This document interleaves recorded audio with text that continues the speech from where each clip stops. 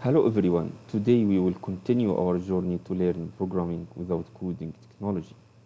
In this lesson we will learn about the math functions component. Using this component we have different mathematical functions that we can use. Say for example I will use the power function. So we can get the result of 2 raised to the power of 3 and we can store the output in a variable called num1 and we can raise 2 to the power of 4 and store this in a variable called num2. And using the print component, we can print the result. Say I would like to print in num1 and then I will print in num2.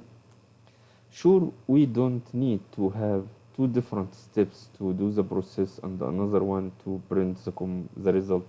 And we can do this in one step, but I'm just trying to explain the component first. When we run this, we have the result 2 raised to the power of 3 is 8, while 2 raised to the power of 4 is 16.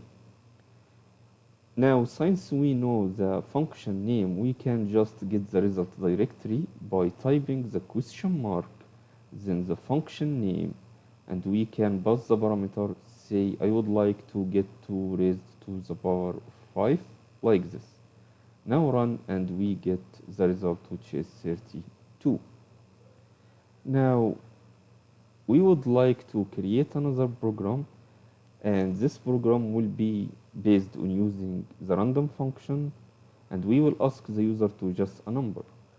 Say using the print component we will print this message like just a number from say from 1 to 20 like this, and using the math functions component and by using the random function I will pass 20 as the maximum number and we can get the result in a variable called in number like this.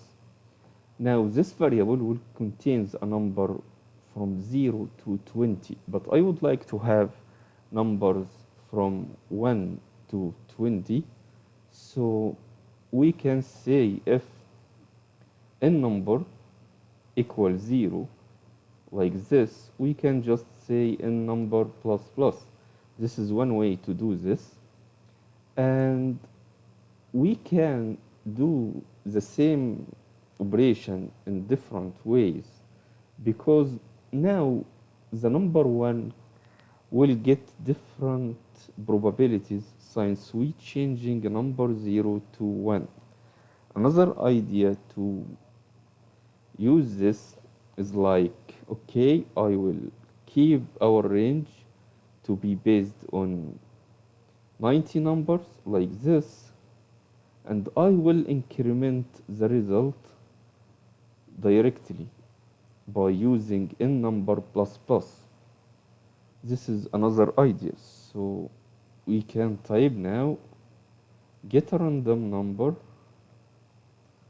from 1 to 20 and we can move these steps like this.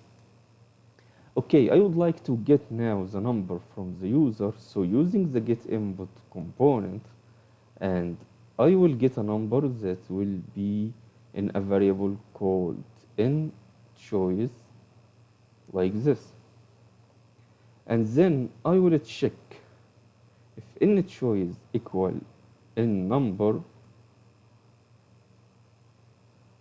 using if statement component. I will print a message to the user to tell him that you guessed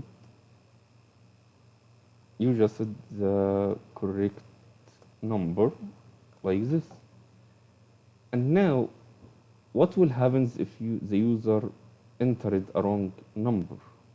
I would like to continue this process and ask the user to enter another number again. So I will move this step down and I will use while loop that will check the n choice, which will be -1 in the beginning like this,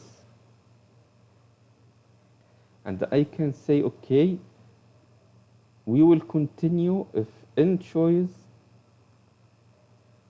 not equal in number.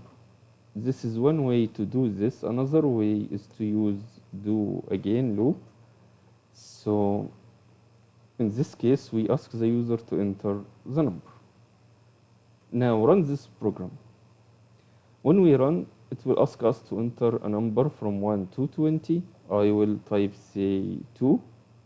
It is the wrong number, so it is asking me to just again say 5, 6, say 1, say 2, say 3, 4, and so on. I can try many times until I get the correct number.